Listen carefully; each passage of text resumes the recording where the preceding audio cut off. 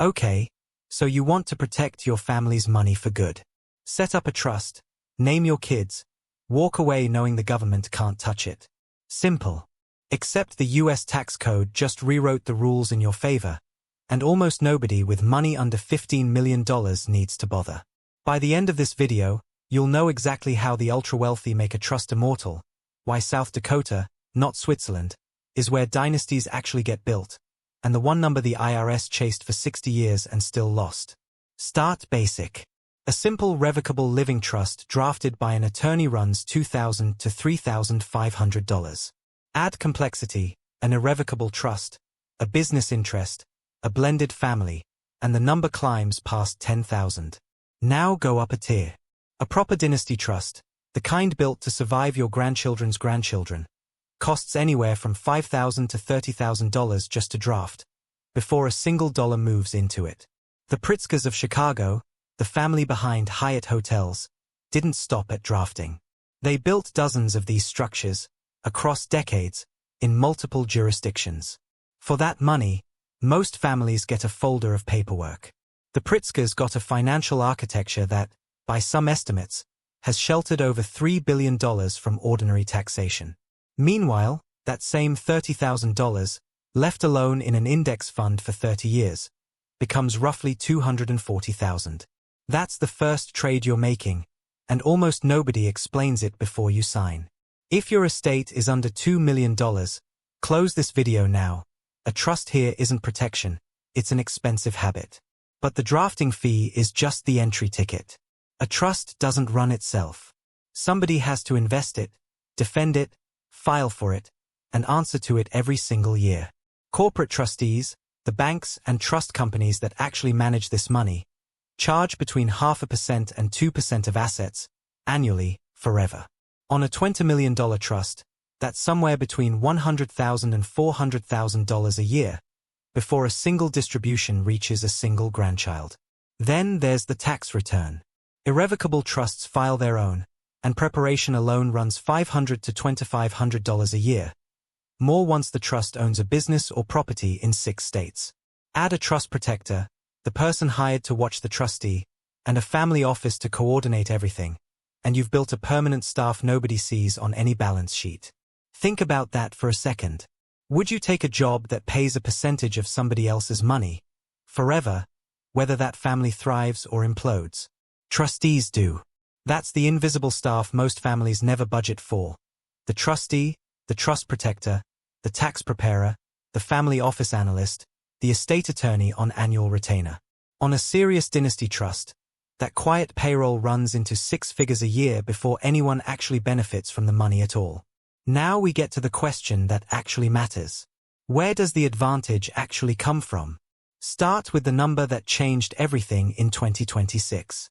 Under the One Big Beautiful Bill Act, the federal estate, gift, and generation-skipping transfer tax exemption jumped to $15 million per person, $30 million for a married couple, and Congress made it permanent, indexed to inflation, with no expiration date written in. 4 years, families raced a clock before this exemption was scheduled to shrink back to roughly $7 million. That clock just stopped. Anyone can move $15 million, tax-free, into a trust today, and if that money grows to $50 million inside the trust, none of the growth is ever taxed on the way to the grandchildren. Here's the mechanism nobody explains in plain language. A grantor retained annuity trust, a GRAT, lets you hand an asset into a trust and take back an annuity roughly equal to what you put in. If the asset outgrows a modest IRS interest rate, every dollar of that extra growth passes to your heirs completely gift tax-free. An intentionally defective grantor trust works the opposite angle. You personally keep paying the income tax the trust technically owes. That sounds like a mistake. It isn't. Every tax dollar you pay on the trust's behalf is itself a tax-free gift, because the IRS doesn't count it against your exemption. The trust compounds faster because you, not it, absorb the tax bill. Run that same $15 million through an ordinary taxable brokerage account instead, and the growth alone owes the government hundreds of thousands every year in dividends and capital gains. Money a properly built trust never touches. Imagine you and I both lock a house inside a box marked "Don't Open" for 50 years. Normally, the moment you touch it, you owe tax. Now I change one rule. You're allowed to borrow against the box without ever opening it. Same house, same box, but now you get cash today and the tax bill never arrives. That's the wait, that's legal, moment. Wealthy families rarely sell appreciated assets out of a trust. They borrow against them instead, because a loan isn't a taxable event, a sale is. A family holding stock, real estate, or a business inside a trust pledges those assets as collateral, pulls out cash to live on, buys the next asset, and never triggers a capital gains bill. Which brings us to the real chain. Trust shelters the fortune, trust borrows against the fortune, cash buys a new business or property, that asset generates cash flow services the loan, and the original fortune never shrinks. The object was never really the trust. The mechanism is.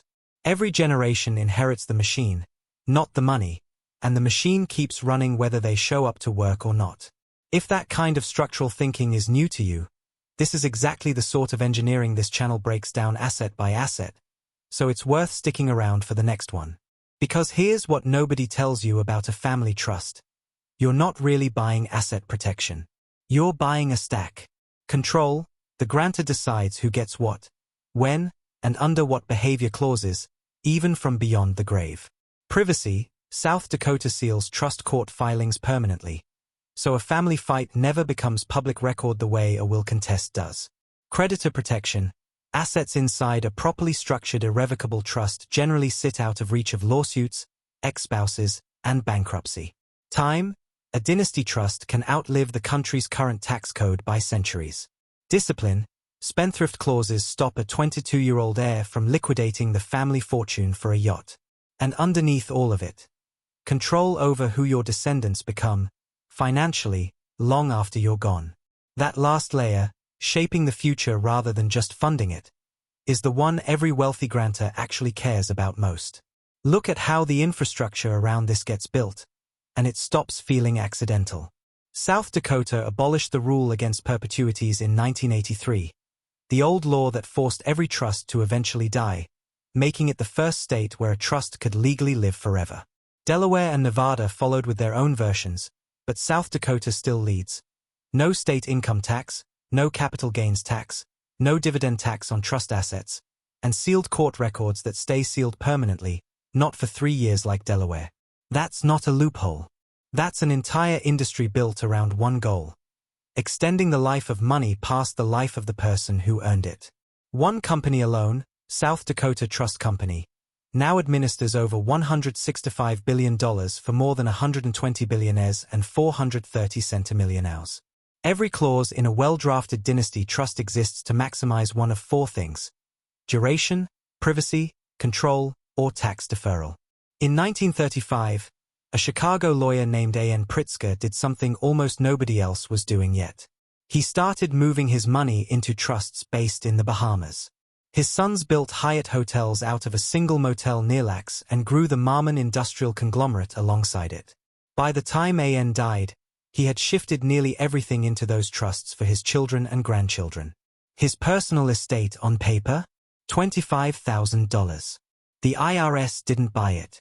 They came after the estate for $53 million in back taxes. The Pritzkers fought for years, and because Bahamian secrecy laws made an accurate valuation nearly impossible, the government settled in 1994 for $9.5 million, a fraction of what it billed. Marmon alone later sold to Warren Buffett's Berkshire Hathaway for $4.5 billion. The structure worked exactly as designed. But a trust built to skip generations doesn't automatically skip conflict. In 2002, 2 of A.N.'s grandchildren, Liesl and Matthew Pritzker, sued their own father and the family's trustees. Their claim: their trusts had been quietly drained and reassigned to a family foundation and their cousins, leaving them worth roughly $160 million apiece, largely in unsecured IOUs, while other cousins sat on $1 billion each. "I had dinner with Tom," Liesl said publicly, describing the moment she realized nobody in the family was going to fix this for her. The case dragged on for 3 years, cracked open decades of secrecy, and finally settled in 2005 for a payout close to $1 billion combined. The machine had protected the fortune from the IRS perfectly. It had never been built to protect the family from itself. Would you have sued your own father to find out where your inheritance actually went, or stayed quiet to keep the peace? That's the question every dynasty trust eventually forces someone to answer. But this machine does have one real problem. It depends on people trusting each other completely, forever, and a trust doesn't get to choose its beneficiary's character. Myth: a dynasty trust is untouchable. Reality: it's only as untouchable as the political consensus behind the current exemption, and that consensus rewrites itself every decade. Every time Congress revisits the estate tax, and it has, repeatedly, including the sunset that nearly hit in 2026 before the One Big Beautiful Bill Act cancelled it, every dynasty trust in the country sits on a foundation that could shift under it. A future Congress can lower the exemption, tax unrealized trust gains, or close the loan against assets mechanism entirely. Nothing here is permanently guaranteed. It's permanently structured, which isn't the same thing.